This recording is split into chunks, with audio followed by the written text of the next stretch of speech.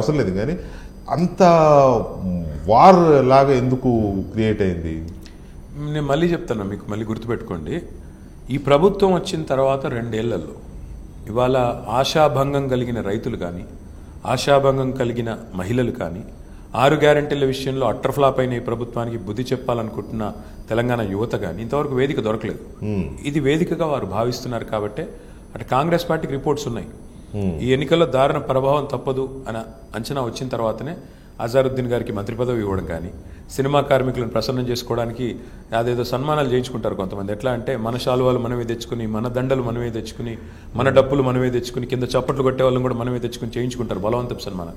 అట్లా సన్మానం చేయించుకోవడం కానీ ఇవన్నీ కూడా ఎందుకు చేస్తున్నారు ముఖ్యమంత్రి గారు కానీ ప్రభుత్వం కానీ? ఎందుకంటే ఈ ఎన్నికల్లో దెబ్బతింటే 2 ఏళ్ల కాంగ్రెస్ పరిస్థితి చాలా డిజాస్టర్గా ఉంది అని ఏదైతే రిపోర్ట్లు ఢిల్లీలో కొన్ని పోతున్నాయో వాటిలో వాస్తవం ఉంది అని చెప్పి ఢిల్లీకి కూడా తెలిసిపోతుంది. ఇన్ని రోజులంటే మీడియా మేనేజ్మెంట్తో నడిపించాం, కానీ ఇంకా మేనేజ్మెంట్ చేయలేము.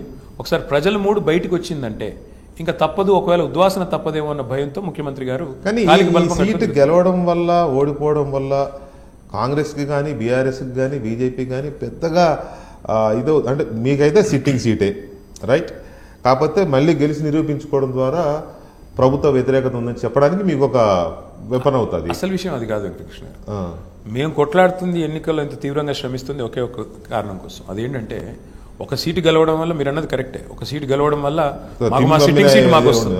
మా సిట్టింగ్ సీట్ మళ్ళీ మేము తిరిగి నెగ్గిన వాళ్ళం అవుతాం. కానీ ఈ ప్రభుత్వం మీద ఎంత కోపంగా ప్రజలు ఉన్నారు, ఈ ప్రభుత్వ వైఫల్యాల మీద ప్రజలు ఎంత కోపంగా ఉన్నారు, 6 గ్యారెంటీల విషయంలో మీరు అమలు చేయకపోవడం వల్ల ఈ ప్రభుత్వానికి ప్రజలు గుణపాఠం చెప్తున్నారు, బుద్ధి చెప్తున్నారు. తద్వారా కనీసం ప్రభుత్వం ఇప్పటికైనా తన వైఖరి మార్చుకొని పద్ధతిగా పనిచేయాలి. ఇక్కడ నేను ఒక క్వశ్చన్ అడుగుతాను మిమ్మల్ని. అంటే నాకు మీ మాటల్ని బట్టి కానీ ప్రచారంలో మీరు చేస్తున్న ఇది కానీ చూస్తూ ఉంటే మీరు పదే పదే ఏం చెప్తున్నారు, ఇక్కడ గనక ఓడిపోతే రేవంత్ రెడ్డి పదవి ఊసిపోతుంది. లేదు అసలు చెప్పట్లేదు, చెప్తున్నారు. నేను చెప్పి నా నోట్లో మాటలు పెట్టకండి. నేను చెప్పిన మాటలు మీరు ఎట్లా అంటారు? మీ కసి ఎలా కనబడుతుందంటే ఇది ఓడగొట్టి దింపాలన్నట్టు.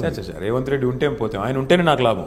ఆయన 5 ఏళ్లు ముఖ్యమంత్రిగా ఉంటేనే మరో 15 ఏళ్ళు కాంగ్రెస్ ఎవడు ఓటేయడు. 15 ఏళ్ళు కాంగ్రెస్ ఎవడు ఓటేయడు, ప్రపంచంలో ఇంకెవడు ఓటేయడు. ఎట్లయితే ఆంధ్రప్రదేశ్ లో అంతర్ధానమైందో కాంగ్రెస్, రేవంత్ రెడ్డి గారు 5 ఏళ్లు ముఖ్యమంత్రిగా ఉంటే కాంగ్రెస్ పార్టీ మరొక 15 ఏళ్ళు తెలంగాణలో ఖాతా కూడా తెరవనంత దారుణమైన పరిస్థితిలో ఉంటుంది. ఇది పక్కా రాసిపెట్టు. నంబర్ 1.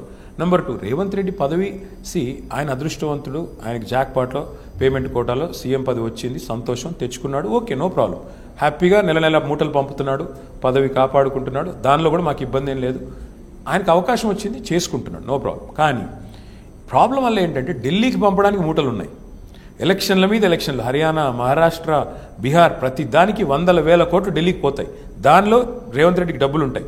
కానీ పేదవాళ్ళకి తులం బంగారం ఇవ్వడానికి డబ్బులు ఉండవు, 4,000 రూపాయలు పెన్షన్ ఇవ్వడానికి డబ్బులు ఉండవు, మహిళలకి 2,500,000 ఇవ్వడానికి డబ్బులు ఉండవు, పిల్లలకి 2 లక్షల ఉద్యోగాలంటే దానికి మాట రాదు. అంటే ఇచ్చిన ఏ ఒక్క గ్యారంటీ అమలు చేయకుండా 2 ఏళ్ళు, కొన్ని రోజులు కాళేశ్వరం టైంపాసు, కొన్ని రోజులు ఫోన్ ట్యాపింగ్ టైంపాసు, కొన్ని రోజులు ఫార్ములా ఈ టైంపాసు, కొన్ని రోజులు ఇంకో టైంపాస్, అంటే డైవర్షన్తో, మీడియా మేనేజ్మెంట్తో, హెడ్లైన్ మేనేజ్మెంట్తో ఎన్ని రోజులు గడుపుతారు? ఇవాళ ఎందుకు ముఖ్యమంత్రి ఇవాళ గల్లీలు పట్టుకుని వెంకటగిరిలో పాదయాత్ర చేయాల్సి వస్తుంది? ఎందుకు ఈ స్థాయిలో 6-7 రోజుల ఉప ఎన్నికల్లో ముఖ్యమంత్రి గారు తిరుగుతున్నారు? ఎందుకు అంటే వారికి అర్థమైంది, ప్రజలు తిప్పి కొట్టబోతున్నారు. అనుకుంటున్నాడేమో ఆయన, తిరిగి గెలిపించుకుందాం. నేను ఇంకోటి కూడా చెప్తాను, అది మీరు జీర్ణించుకోలేకపోతున్నారు. ఇంకోటి కూడా చెప్తాను మీకు, గుర్తుపెట్టుకోండి. రేవంత్ రెడ్డి గారు ఎంత తిరిగితే మాకు అంత లాభం, కాబట్టి ఆయన తిరగాలని కోరుకుంటున్నారు. అదే చెప్పండి, తిరగండి, ఇంకా తిరగండి, ఇంకా తిరగండి కాబట్టి చూపెట్టాలి కదా. ఇప్పుడు ఏ ముఖ్యమంత్రి తిరగనంత తీవ్రంగా అజారుద్దీన్ గారికి మంత్రి పదవి ఇచ్చి, సినిమా కార్మికులను కాళ్ళ వేళ్ళబడి సన్మానాలు